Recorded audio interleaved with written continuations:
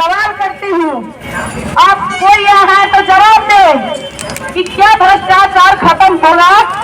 जो प्रत्याशी दावा ठोकते हैं कि मैं भ्रष्टाचार खत्म करूंगा,